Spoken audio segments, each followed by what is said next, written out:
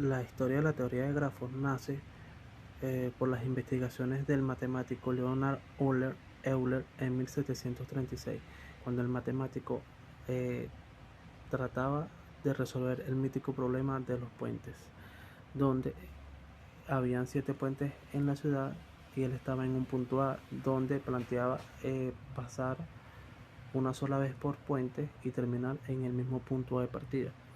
El problema plantea la probabilidad de llenar un mapa geográfico solo con 4 colores, donde donde los países vecinos nunca usen el mismo color. El problema de los puentes fue resuelto un siglo después por Kenneth Appel, donde plantearon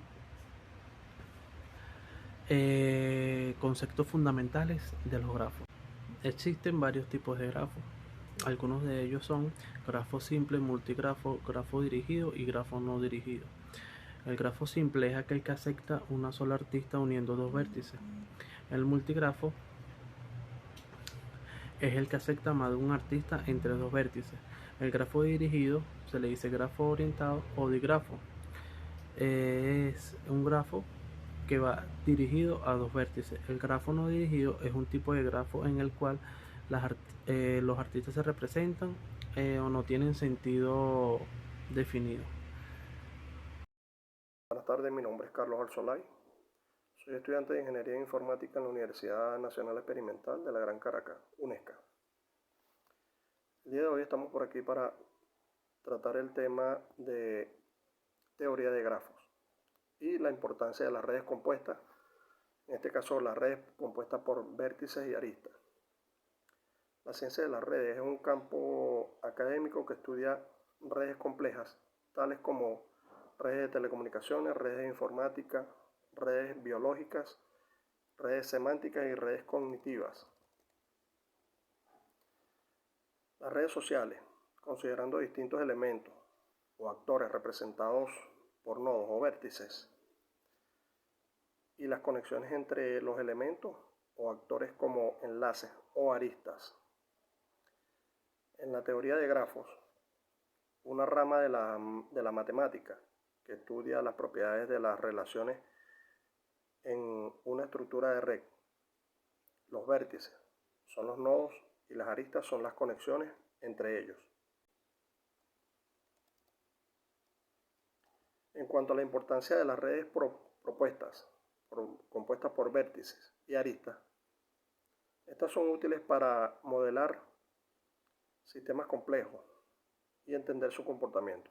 Por ejemplo, se puede utilizar para modelar la propagación de enfermedades infecciosas en una población. También se pueden utilizar para modelar los grafos y subgrafos. La teoría de grafos es una rama de la matemática y la ciencia de la computación que estudia las propiedades de los grafos. Un grafo es un conjunto de elementos no vacíos que se conocen como vértices y una recopilación de aristas, pares de vértices que pueden ser o no orientados. Un subgrafo es un grafo cuyos conjuntos de vértices y aristas son subconjuntos de los otros grafos.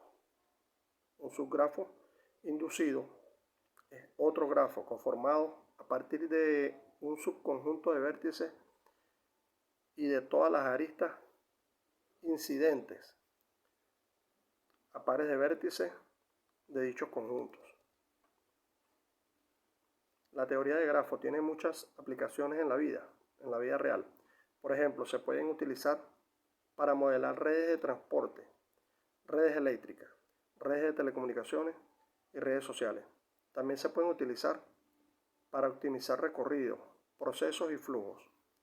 En el campo de la informática y de la ciencia de la computación, los grafos se utilizan para modelar estructuras de datos y algoritmos, por ejemplo, se pueden utilizar para representar relaciones entre páginas web en un motor de búsqueda.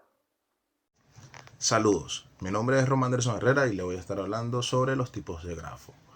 Existen varios tipos de grafos. Algunos de ellos son el grafo simple, que es aquel que acepta una sola arista uniendo dos vértices cualesquiera que fueran. Multigrafo o pseudografo es el que acepta más de una arista entre dos vértices. El grafo dirigido o grafo orientado, el cual se encuentra orientado a una dirección específica. El grafo no dirigido, que es un tipo de grafo en el cual las aristas representan relaciones simétricas y no tienen un sentido definitivo. La teoría de grafos se puede aplicar a muchos problemas en diferentes campos. Algunos de los problemas que se pueden resolver con la teoría de grafos son el problema del camino más corto. Uno de los problemas gráficos más comunes no es otro que el problema de la ruta más corta. Dado un gráfico ponderado, tenemos que averiguar la ruta más corta desde el nodo A al nodo G. La ruta en corto de todas las rutas posibles sería definitivamente la que optimiza una función de costos. La conectividad. Tan simple como su nombre lo indica, la conectividad es un gran problema en la teoría de grafos que indica que de existir una ruta entre el nodo A y el nodo B, una cosa a tener en cuenta es que no nos importa el costo mínimo, solo un camino por el cual llegar de un punto al otro. Está el problema de los ciclos negativos, que en teoría de grafos un ciclo negativo es un ciclo en el cual la suma de los pesos de las aristas que los conforman es negativa. En algunos algoritmos de grafos, como el algoritmo de Bellman-Ford, la presentación del ciclo negativo puede ser un problema. Está el problema de los componentes frecuentemente conectados. Estos son ciclos autónomos dentro de un gráfico dirigido, de un modo que cada nodo del ciclo puede llegar a tener los demás nodos del mismo ciclo.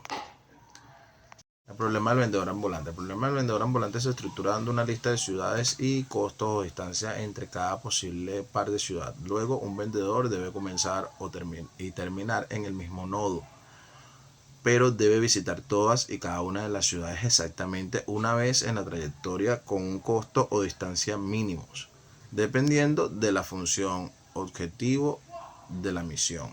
El problema parece realmente sencillo y ha recibido una gran atención en los problemas de estimación de rutas y optimización de costos.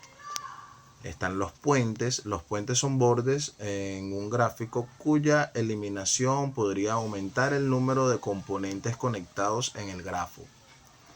Los puentes son realmente importantes porque representan la vulnerabilidad y los cuellos de botellas en el gráfico. El árbol de expansión mínimo. Un árbol de expansión mínimo es un conjunto o subconjunto de los bordes que conectan todos los vértices para formar un árbol de costo mínimo. El flujo máximo de red. Como lo muestra su nombre, estos problemas se pueden usar para estimar el volumen máximo según el problema, que puede acomodar un gráfico. Por ejemplo, si consideramos la red eléctrica como nuestro gráfico y los polos de servicios públicos como los diferentes nodos del gráfico, podemos tener sus posiciones sobre cuánta electricidad podría enviarse a través de la red sin afectar la red eléctrica. Otros ejemplos es una red móvil donde cada usuario actúa como un nodo en el gráfico. Como en el ejemplo anterior, podemos calcular la cantidad máxima de usuarios que pueden permanecer en la línea sin tráfico de red. En teoría de grafos, un camino es la matriz de adyacencia. Es una matriz cuadrada que se utiliza como una forma de representar las relaciones en teoría de grafos. Cada fila y columna de la matriz representa un vértice del grafo y el valor en la intersección de la fila I y la columna J indica si hay una arista conectada en el vértice I con el vértice J.